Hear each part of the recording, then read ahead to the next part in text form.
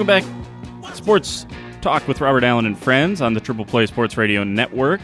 Jordan King filling in for Robert here today. Robert not quite feeling right, so taking the day off, and I'm sitting in for him this afternoon. Jason Elmquist will be along with Tom Dorado and Hoops Thursday in the second hour. We'll see, maybe get a cameo for Jeff Hopper. Who knows? We'll see. But joining us right now here on the Sports Talk with Robert Allen and Friends show, Kieran Steckley. Kieran was the former host of Last Call here on Triple Play Sports. One of the most fun parts of doing that show with Kieran was during draft season last year, because Kieran's so in tune with everything NFL draft. I won't say I know quite as much as Kieran, but he and I had some good debates and some good conversation on the NFL draft last season. So I figured, combine season just getting done and draft season picking up, I figured I'd have him on as long as I had the opportunity to host the show today. So Kieran, thanks for taking some time and lending some of that expertise to the listeners. Yeah, it's great to be back on the Triple Play Sports Radio waves, and it's a great time of year.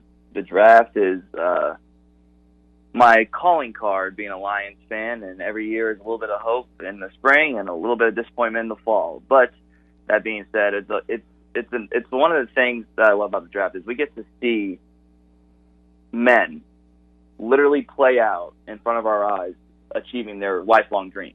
You know, I don't think people kind of look at it that way, but that's how I look at it. These are people that have their entire peewee, junior high, high school, college, JUCO in some cases. It's all led up to this. And the Combine's one big draft interview, job interview, and then we'll have pro days, and we'll have the draft itself, and it's a lot of optimism. One of the great things about the NFL is that no matter what, every single team feels like, you know, one or two pieces next season, you know, this goes right, you know, we could make the playoffs, we could be a contender. And the draft is a big part of that, because a lot of these guys now coming out of college are making quick impacts right away. Yeah, there's no doubt about it. And I know we don't get to sit in to be on a fly on the wall with some of the reports coming out about Kyler Murray, his interview process. But to your point, even on-field workouts, I mean, that's all part of the job interview, right? I mean, like that's all part of it, and that is the part that we do get to see. So I think that's an interesting point. You watch most of the Combine this weekend, I'm sure. What was the most impressive workout, if you could pick just one, if we had to limit you to one, most impressive workout, or maybe a guy that did himself the most favors this weekend? You know, there are a lot of guys on the defensive side of the ball that really stood out to me. It's hard for me not to think of Montez Sweat, edge rusher from Mississippi State. A 4.41, 4.42, something like that, in the 40-yard dash. I think they might have ticked it down a little bit for the official time. As a defensive lineman, for those that maybe forgot, that's basically what Justice Hill ran, and Justice Hill was the fastest running back in the class. So we have a defensive end running that speed. He's got long arms. He's strong. He's not as fluid as maybe some people would like, but he was one of those guys that was kind of slowly ticking into maybe top 15, possibly even top 10 consideration, and then he just blows out the Combine. And that got a lot of noise. I believe it was Christian, one of the Clemson defensive tackles, always getting confused, ran a 5-second 40-yard dash at 342 pounds. That is insane. Scary. That should not be allowed. That should not be allowed. And I will say this, Joey Bosa, in my opinion, is the number one player in this draft, regardless of position. And he had a really, really good workout. A really, really good workout. And no one's talking about him. Like, the number one player has a really good workout. I assume he did well in the interviews. And no one's talking about him because we had so many great performances, and Sweat being one of them. You know, you talk about Sweat and maybe not as fluid. Another guy that was high on people's hype list coming out of the Combine was DK Metcalf from Ole Miss, and another guy that maybe the rest of his workout went under the radar, and some people had some question marks following a 3-cone drill that was worse than Tom Brady's. Now, since then, I have seen a video of the 3-cone drill, and he appears to slip. So some people think he'll run it again at his pro day and do much better, and maybe it was just a technique problem with DK Metcalf. Where were you on the Metcalf hype train? Because for a while there, it looked like he clinched himself to be a top 10 type of talent. Yeah, I gotta say first, generally speaking, there are a lot of receivers in this draft that I really like, and Metcalf is one of them. AJ Brown, his teammate, N'Keal Harry out of Arizona State. None of them I love. So I thought Metcalf. It's obviously a phenomenal moment because he missed most of last season with a neck injury, and whenever you hear neck injury, you're not 100% sure if they're ever going to be able to play football again. So he's been medically cleared, and that's all great.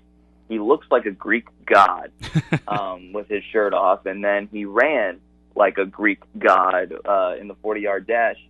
But the whole time when people are looking at his workout videos and photos, and they're thinking, you gotta be fluid. You gotta be able to change direction. You gotta be flexible if you're going to be a high-end wide receiver. And rule number 101 with muscle is that muscle tends to tighten you. So if you're overly beefed, that could be a problem in some areas. And that's what we saw when he had to do the agility drills. Now, I'm sure he's a good enough athlete that I'm sure he'll do it at his pro day. There's going to be all these cameras, all these scouts, all these personnel people watching him closely, and he'll turn in a fine time. I don't think he'll put another atrocious time out there, especially with the kind of little bit of a slip thing. He probably will end up being around a top 10 pick. I personally would not draft him there, even though I like him. I don't think he is the complete receiver. He's one of those guys, Jordan, that could score 12 touchdowns next year. And people will be like, oh my God, how did he slip to number 17 or whatever? And then you realize, okay, well, that came on 42 catches and 600 yards. You know what I mean? Yeah, Where right. It's like good, but it's not like, oh my God, great touchdowns being a misleading stat a lot of the time. So I like DJ Metcalf. I like AJ Brown. I like a lot of these. Paris Campbell, I thought, had a really good workout. I like a lot of these wide receivers, but I'm not really sold on making them high draft picks, and that didn't really change based on the combine. I thought a lot of them looked good. It's just there's no Calvin Johnson in this draft. Right. There's no Andre Johnson. There's no like Odell Beckham. Oh my God, guys in this draft. I think they're good players, and because of the way college football is run offensively, and that offense kind of piercing its way into the NFL, these guys are all going to make immediate impacts as long as they have quarterbacks that can toss them the rock a couple times. So a lot of these guys are going to be good players. I hesitate to take any of the wide receivers that high in the first round. Well, and I'm with you. And Harry is probably my favorite out of Arizona State.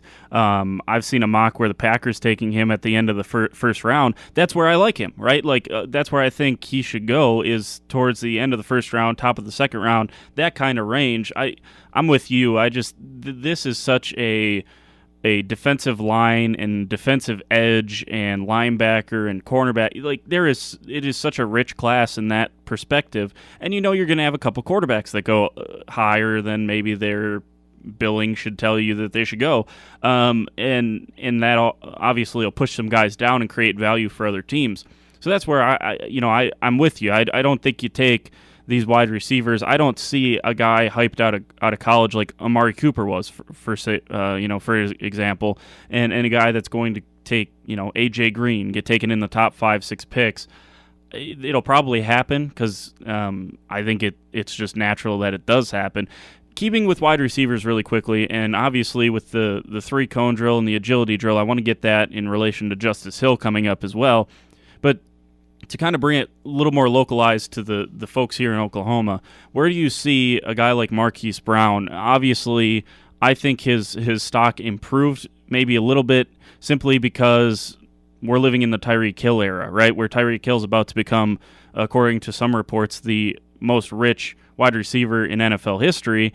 And, he was a one-trick pony coming in. Now, give Tyreek Hill all the credit. That guy learned how to run routes. He's no longer just a deep threat. Where do you see Marquise Brown? Because, again, the guy nicknamed Hollywood seems to just make the big plays a lot of times, and there are probably some question marks on whether or not he can be a complete receiver. Yeah, the injury hurts him, obviously, because he didn't get to play he played against Alabama, but he didn't really play against Alabama. I give him credit for putting himself out there, but he was a non-factor, and you would have to say that if he was fully healthy in the national college football playoff, he would have been a factor in that game, and especially going up against an Alabama defense that probably has 20 future top 4-round players in the draft for years to come. I like him. It's funny. You live in Stillwater, and then OU guys come up, and there's that little natural I don't really like him. I don't want to give him credit. And then I move away from Stillwater, and then I say something that's not completely pro an OU player, and it's oh, you just don't like him because he went to OU. I like Marquise Brown. I think he's a good player. And your point about Tyreek Hill, I don't really think this is really debatable. He's well ahead in terms of a full wide receiver as Tyreek Hill was coming out, mainly because Tyreek Hill was a running back up until his last year of college. Brown can run all the routes. I think he's an underrated route runner. The highlight plays, the deep throws, the Hollywood Brown by Gus Johnson on the call, that's what people remember. And that's good because he is a really good deep threat. But I also think it's a little bit unfair to him because there is more to his game than just running in a straight line. And I think he would have been able to show that a little bit more had he not gotten hurt, especially, you say the tape wins all. If he was able to put that on tape against, with all the eyeballs in the college football playoff against Alabama. I would not pick, he's just like in those other guys. I'm not a first-round Marquise Brown guy. I'm a second-round. Third round, maybe he could. In third round, I think he's a tremendous value if he falls there. If his team start, outthinking the room, as they say. He will be successful in this league because he's got speed, he's got hands. By all accounts, he's a high character guy. I think he's going to be a good player. He's better than Kenny Stills. We're talking about OU receivers. He's more explosive than Brian Broyles. Even injuries notwithstanding. And personally, next year, CeeDee Lamb, I would have ahead of him. But Marquise Brown's a good player who, give him a quarterback that can, uncork it a little bit, he's going to make some plays. I think that's going to be a good value for a team if they can get him toward the end of the second round into the third round. If he goes past that, I would be shocked given the plays that he made. But he's not perfect. He's small. There's considerations that have to be made here for any team that drafts him, but he in the right situation will 100% work out. Yeah, I think he's a guy that, you start mentioning other OU receivers. Recency bias brings up a name like D.D. Westbrook, a fourth-round pick. That's obviously, I thought D.D. was a good value in the fourth round. And to your point, I think Hollywood, now coming in, before his injury, some people were, tabbing him to be a top 15 draft pick. I just think that's a little too early. Obviously, you seem to agree with me. I'll move it to some Oklahoma State guys really quickly here. Justice Hill did himself a lot of favors, I thought, in the first part of the combine. And then I'll follow it up by saying, do you think it's unfortunate that he got hurt because, he finishes the year hurt. He's been nicked up in the past. Do you worry about him maybe getting an injury-prone tag because, at this point, it's small margins. People are looking for reasons not to draft you rather than reasons to draft you because there's a lot of talent all over the board. But a 4.4 40-yard dash, a 40-inch vertical, and a 10-10 broad jump, those are pretty good numbers. Yeah, I'm not so worried about Justice getting that label for a couple of reasons. Number one, he was a workhorse back when he was on the field, and I think more often than not, he proved himself to be a guy who can handle a load. And it just so happened his junior year he got an injury that he couldn't really overcome, and then he tried. He put himself out there. It just wasn't meant to be, and that's fine. He has the thing that we have to remember as people who watch, especially these Oklahoma State guys, and the Big 12 in general, is we watch them every week. We watch Justice Hill every week for 3 years, and we see things that, on the macro level, aren't going to be talked about. So more or less, people are going to say Justice Hill had whatever hundreds of carries in his career in 3 years, durable. That's more going to be the conversation than he had an injury in his last year. Now, I think you tweeted this out after his workout, and I 100% agree with you, and I wish I had thought of it before. I had been talking about Justice Hill being one of the gems of this draft up until the combine. Then he has this amazing workout where he has the fastest 40 time. He jumps 40 inches, and he looks smooth throughout. And now I'm like, dang. Now, it's good for him, but now he might be overdrafted. You know what I mean? Like, people are jumping on the hype train, and I wasn't trying to create a hype train. I was just trying to tell you that he's a good football player, because he is. But, that workout put him on the higher on the boards for a lot of teams, I'm sure, because they just didn't know. And, to go back to the injury label, I'm not too concerned about that because there's no bell cows anymore. Right. Like, there's like one or two guys that are expected to carry 80% of the load as a running back. That's just not how teams are doing it now. And even the ones that are using bell cows, and we can extend bell cows to even catching the ball. I mean, Todd Gurley's got arthritis in his knee. Yeah. He was seldom used down the stretch. C.J. Anderson looked like the better running back toward the end of the season into the playoffs. So teams are not wanting to just hand the ball off to a guy 20 times a game anymore. It's just not economically feasible in a salary cap league. So Justice Hill is going to go to a situation where, he'll carry the ball, probably start out like 7-8 times a game, catch a few balls, maybe they'll use him in special teams, and he'll make some plays. But, how we define a successful running back is not what we used to do 25 years ago. I mean, it's just not the way the game is played anymore. So he's not going to have the same load that he did at Oklahoma State. So I'm not really worried about the injury label. I could be proven wrong. He seems pretty healthy right now, and I don't know if there's a single person in Stillwater or in Tulsa that would say a bad thing about him. He seems like an all-around great kid. He was people forget this. He was the first player of his recruiting class to commit to Oklahoma State. And the reason I always like to bring that up is because it's not that often that like the first guy to commit ends up being a home run recruit.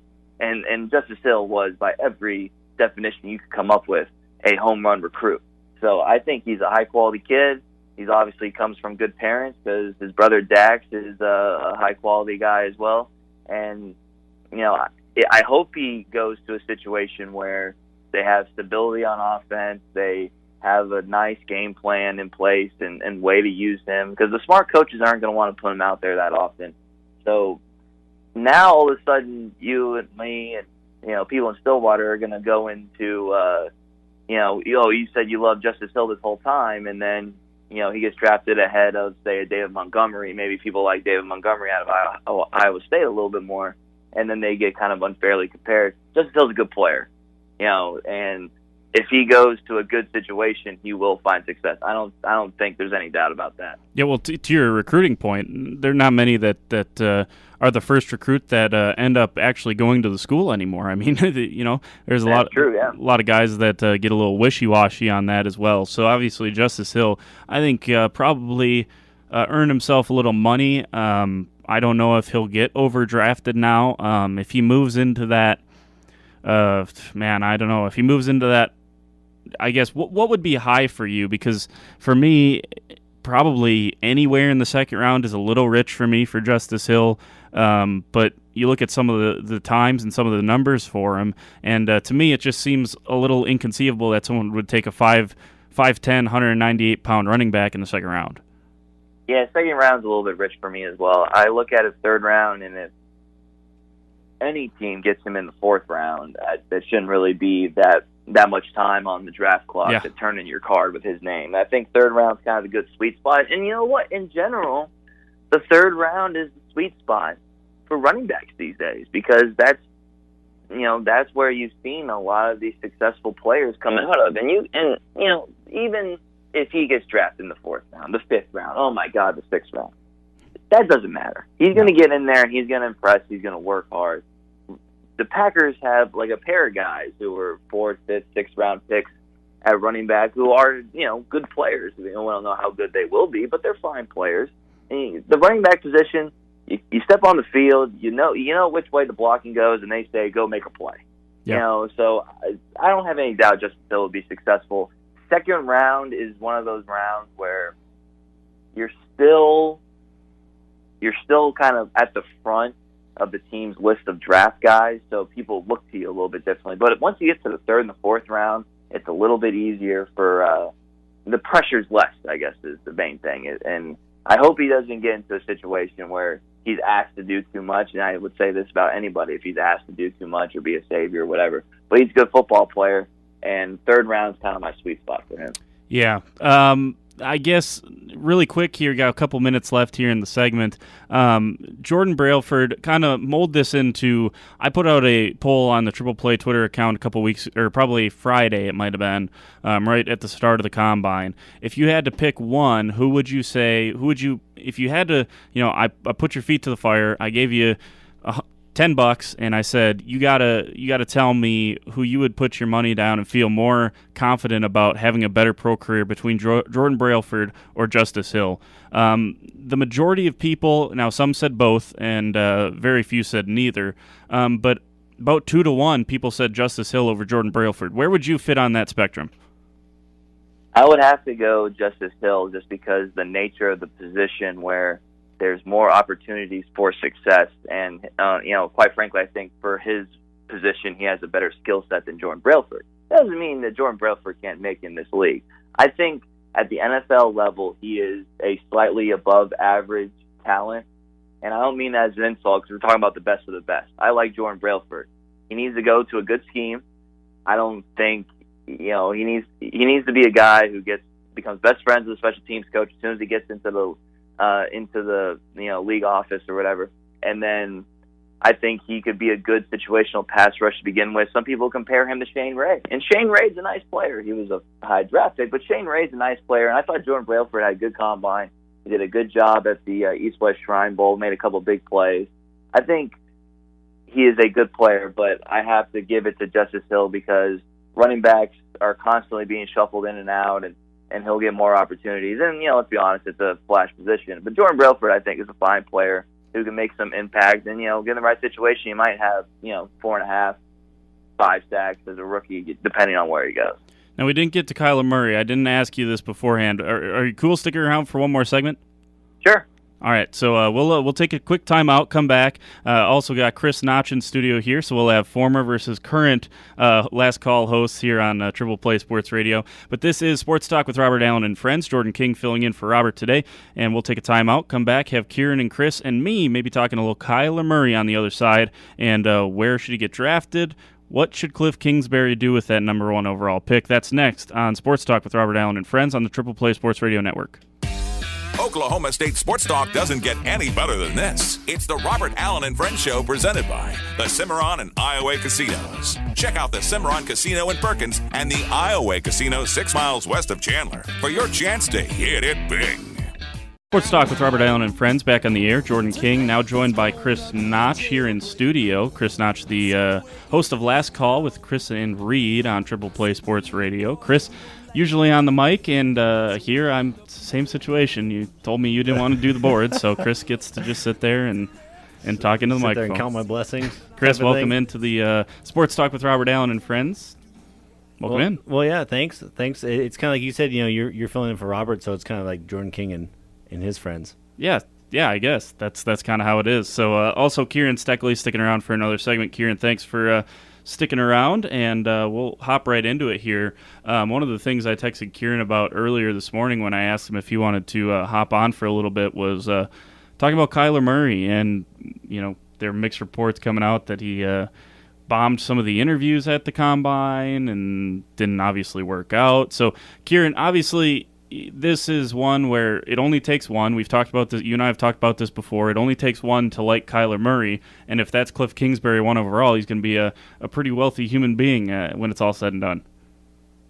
Yeah, there is a lot of pushback, especially in the Oklahoma media, when Charlie Cassidy, went on NFL Network and said that, people told him that Kyler bombed interviews. Look, I have no doubt that that's true, but it's one of those things where more than one thing can be true. He probably did bomb some interviews. He did, I think, at least 10 of them. I believe 10 was the reported number of formal interviews at a Combine. If he bombed a couple, who cares? Like you said, it only takes one. And here's the thing. The Cardinals, obviously, there's too much smoke right now for there not to be a fire with Kyler to Arizona at number 1. And there is no one in the NFL that knows Kyler Murray better than Cliff Kingsbury. Because Cliff tried to recruit him when Kyler was in high school at Allen High School in Allen, Texas, an undefeated quarterback. And then he had to coach against him for, basically 2 years. Kyler was doing the specialty stuff when Baker Mayfield last season, and then Kyler obviously last year starting. So now he's in an opportunity to get Kyler on his team, something that he literally tried to do for 6 years. You know what I mean? Like, no one knows Kyler better than Cliff. And if he doesn't know Kyler that well, guess what? He could call his former college teammate, Lincoln Riley. He could call his, the high school coaches in Texas that Kyler played for and get their perspective. There is no shortage of resources for Cliff Kingsbury to say, yes, I want him. This is my guy. I don't care about anything else. And quite frankly, and if I'm the Cardinals, I feel like you have to draft Kyler Murray. And that's a strong word. But I feel like you have to draft Kyler Murray because you went all in on a guy, and I like Cliff Kingsbury. But let's be honest. You went all in on a guy who had a losing record at Texas Tech. And I think that's a little bit unfair to Cliff when people bring that up, but facts are facts. And then you kind of did this thing where you had to pull him away from USC, and the USC didn't want to give him away, and that little murky situation. You fired a first-year head coach to essentially bring in what you consider to be an offensive mastermind. I like Josh Rosen. I think he can work out. I think last year he was the best pure thrower of the football. He had questions, but I think he's a talented quarterback. But if you're going to go in with Cliff Kingsbury, you might as well put all your chips in the middle of the table and say, you know what? Screw it. We're going to go get Kyler Murray. We're going to go all in on this philosophy. We already have Larry Fitzgerald, whatever he has left, which is still going to be productive. We have David Johnson, Christian Kirk at another Texas A&M player on the squad. Let's just go all in on it. He's not going to solve all the holes, but number one, he's going to be interesting. You think the Cardinals are going to be talked about if they draft Nick Bosa? No. Number one, he's going to be interesting. Number two, you go all in on your quarterback because the GM, who ultimately makes the decision, has now hired, I believe, his third coach. So this is his last chance. Most GMs do not get a third coach to hire. Yeah. So this is his last, especially a guy who's had some away from the front office problems like Steve Keim had. So why would you shortchange your all-in effort by not going after a guy that you literally can pick because you have the number one overall pick? I think it's a no-brainer. I think you have to take Kyler Murray. What do you guys think? So this is interesting. I'll get your input first, Chris, because here would be my follow-up question to both of you. We'll let Chris answer it first, and kind of give your thoughts here on Kyler Murray, number one, Chris. But I think right now, if you're the Arizona Cardinals, there are two assets that are outside of an Aaron Rodgers, Matthew Stafford, Pat Mahomes type of quarterback. There are two valuable things. There is a quarterback that you think can get to that level, and there's the number one overall draft pick where you can draft a quarterback that you think can get to that level. Right now, the Cardinals hold both of those cards right now if they want them. No pun intended. But Arizona, right now, I think what it is whatever bid is higher for me, unless you truly believe that Kyler Murray is head and shoulders above Josh Rosen, that's where I think, whatever bid is higher. If someone wants Josh Rosen, if someone wants Kyler Murray, who's paying the higher price? And where can I, help my franchise in other areas? But when it comes right down to it, which one am I valuing higher? Which one do I view as higher? Because we all know you cannot win in this league, or very rarely can you win in this league with a quarterback that is subpar. Very rarely, if at all. So, Chris, where do you view on that? What is your view on that? And is it a slam dunk Kyler Murray number one overall? Well, to go real quick to what Kieran was saying earlier with the interviews and stuff, I think the only reason that a lot of people are making a big deal out of this is because, he left the MLB. I feel like this is also kind of that under the radar thing. If people want to bash him, that maybe we're like, he should have stayed in baseball. I feel like that's also an underlying kind of, we're going to add this into it. But the whole, I don't think Arizona should draft Kyler Murray unless, kind of to go off what Kieran was saying, unless you do want to go all in. But what you have to realize is you had Josh Rosen for a year with a very bad offensive line. I mean, you could put anyone back there, And I don't know if they had that much success to begin with. And you can say, okay, he's a rookie, he's learning, fine.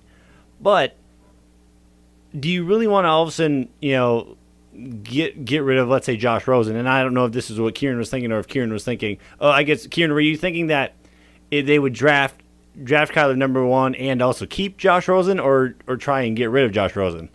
No, I would think you would have to trade him because you can't have 2 quarterbacks, especially 2 young quarterbacks, in my opinion. They probably wouldn't get good value, but that would be the cost of doing business. I think you would have to trade him, hope for a second-round pick, maybe settle for a third. Yeah, and see, that my only big thing is, okay, you're trying to start something with Josh Rosen. Is it worth potentially being the next Atlanta Falcons? And I get it, those are different scenarios from Brett Favre and Josh Rosen. They definitely were. But, like, all of a sudden you trade Josh Rosen to somewhere, we'll just say Giants, theoretically speaking, and all of a sudden he turns into the next big thing. And what if Kyler doesn't fit that? And I get it kind of goes to what Kieran was saying with, well, you've gone all in now on Cliff, and you've gone this far, you might as well just throw it all out there. But do you want to also get stuck in this muddled, well, now we're back to square one? Is it worth it right now? That's where I'm at. Well, really quickly here, the counter, playing devil's advocate to that would be, what if you take Nick Bosa, number 1, and what if you do that? Kyler Murray turns out to be a 7-time Pro Bowler and wins a couple Super Bowls, and you had the opportunity at number 1 overall to take him. Because again, we've seen this from both sides of it. We've seen teams draft them, they don't pan out, i.e. Blake Bortles. The Bears trading up to get Mitch Trubisky. Who knows if that's going to pan out? And we've seen it the other way, where the Browns trade out of the potential to draft Carson Wentz, number 2 overall, and they've been, until they got Baker, they were just killed by their franchise and by their fans for that decision. So I think there's 2 sides to this, and it just kind of decide, which side do you believe is more likely? Well, and if you think about it, this is why GMs, this is why they get paid to do what they do, because it's $1 million question. Because like you were saying, you could not draft, you could take Bosa, and then Kyler Murray goes and does his thing, and next thing you know, he's a Hall of Fame caliber quarterback. And let's say Nick Bosa has been dealing with injuries to begin with. So if all of a sudden he's not healthy, then you deal with the thoughts of, well, he's a first-round pick and he's a potential bust. I'm not saying I think he'll be fine, but theoretically speaking. So I don't know. I think at the end of the day, the top people are getting paid to do this for a reason, and you kind of go from there. Well, and Kieran, I'll throw this back to you with this point you made earlier. You got to hitch your wagon to something. GMs generally get hired and fired based on their ability to get a good head coach and a good quarterback. And if those 2 things aren't there, you generally get ushered out the door. And to your point earlier, it's got to be the last straw here for Arizona. Well, to kind of parlay to what you guys have been talking about, I guess I would kind of sum it up as, if you're the GM and you're the GM of the Cardinals, and it's not like he didn't draft Josh Rosen. He did draft Josh Rosen. So sometimes that gets that's a factor, but it's not here. You have to figure out which scenario are you more comfortable with if you fail. You see what I'm saying? So like, you got to be in the green room, in the draft room, and be like, okay, we take Nick Bosa or we trade out or whatever, and we build around Josh Rosen. If we fail, how do we feel about that? And you say, well, we liked him last year. If we fail, we feel comfortable because he was a good player coming out of college. Just didn't work out. Or do you say, okay, let's say we trade Josh to the Giants for a second-round pick, or to the Jaguars so they don't get Nick Bosa, or whatever, to the Patriots, and we draft Kyler Murray, who ran the same offense that we're going to run in college and is a great fit for what our coach wants to do, and we go all in, we swing for the fences. It's a matter of what are you more comfortable with if you fail, because you can't be afraid to fail. So if you say, well, we passed on Kyler Murray because we kind of liked the guy we had, or we drafted Kyler Murray because we liked the guy we had, but we love Kyler Murray. And whatever one you're more comfortable with going to sleep at night, if it doesn't work out, that's kind of what you have to go with, in my opinion. Well, we kind of had this conversation last year, I think, Kieran, when we were talking about the Browns and what's easier to explain if your job's on the line, what's easier to explain, drafting Baker Mayfield or drafting Sam Darnold? And we both kind of agreed it would probably be easier to defend drafting Sam Darnold because he's more of your prototype quarterback, and Baker Mayfield, a few red flags here and there, maybe some issues with character, maybe. But you knew he was a great leader. You knew he had the intangibles. But which one would be more easily explained. I want to throw this one at you. There had been some rumors, maybe just some people just throwing this out there to get some retweets or whatever. I don't really know. But where do you feel, if the Giants are truly sick of OBJ, why not kill two birds with one stone? Why not remedy not taking Sam Darnold last year, and you still get Saquon Barkley? You get rid of the locker room problem in OBJ, and you get Josh Rosen in the deal if you trade him to Arizona. I mean, it's hard to predict what Gettleman wants to do because he's letting Landon Collins walk. I didn't even try to sign him to an extension, really, from what I can tell. And there are players that have left the Giants in the past couple of years that have had like some pretty good success. A couple of them are playing in Detroit right now. It's hard to predict what he wants to do because it's almost like people are trying to lump in OBJ and Antonio Brown together, and I kind of like their situations. I kind of resist that. I was like, OBJ is immature. I don't question his will to win. I question some decision making. Don't get me wrong. I don't question his will to win. I really question Antonio Brown's will to win. So you just made a big deal last year about signing OBJ to this record-setting contract or whatever. We take care of our own here in New York. This, that, the other thing. And Dave Gettleman's a New York Giant guy. He's a New York man. It doesn't make a whole lot of sense to me to try to trade him. Now, if you want to trade up, use that as a chip to trade up and get number one pick, take whoever you want. Maybe they love Haskins more. I don't know. Personally, I like Haskins as a quarterback prospect better than Kyler, but that's a different discussion. That makes some sense, but I just feel like that's like someone who's fidgety in their job. Like, you don't need to get rid of Odell Beckham unless you think there's some salary cap thing coming your way. I don't think he's a cancer. I think he's a little bit of a distraction, but good leadership can overcome that. Not like Antonio Brown, in my opinion. I don't think good leadership can overcome Antonio Brown. So I wouldn't do it, but if they fall in love with one of those quarterbacks, swap first round picks, OBJ, maybe another third rounder or something like that, it makes sense. But you're shooting your shot. But I wouldn't find that necessary. You could probably get the quarterback you want at 6 anyway. So I want to back up a little bit with Steve Keim here real quick. If this is more to both of you, if he, let's say, gets fired, how much longer after he would get fired if let's say they draft Kyler Murray, season's a disaster, okay? And then they go, hey, you know what, Steve, you're gone. You want to know how long the leash is for Cliff Kingsbury? Yes, I do.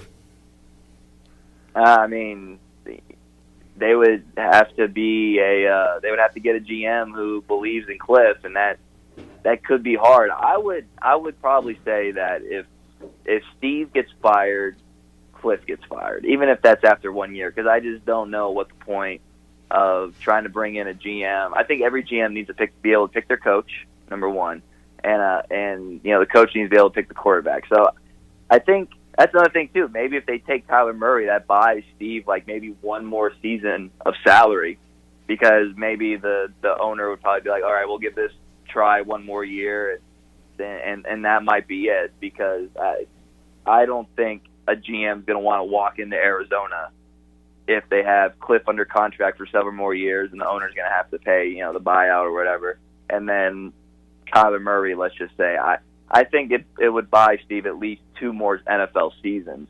But if they bring a new GM, I think that's asking any GM too much to try to make that roster formation work if you fire one without firing Cliff. Yeah, I'm with Kieran here on this one as well. So somehow we did it there. 20 good minutes with a Vikings, a Lions, and a Packers fan all in the same room, so to speak, and we didn't rip each other's heads off. So good stuff, Kieran, and appreciate you joining us. All right, thanks guys for having me. Keep doing good work. Yes, sir. Kieran Steckley, former host of Last Call. Next to me, Chris Notch, the current host of Last Call. And you will see, you can 8 to 10, Monday through Thursday, Chris. So that is when they're on. Tune in tonight. Yeah, exactly. Exactly. The capping off the week for you guys. So 8 to 10, Last Call. And thanks again to Kieran for taking out a couple segments with us, about 45 minutes. Appreciate him. We'll take our time out, finish it up here on Sports Talk with Robert Allen and Friends. Jordan King filling in for Robert today.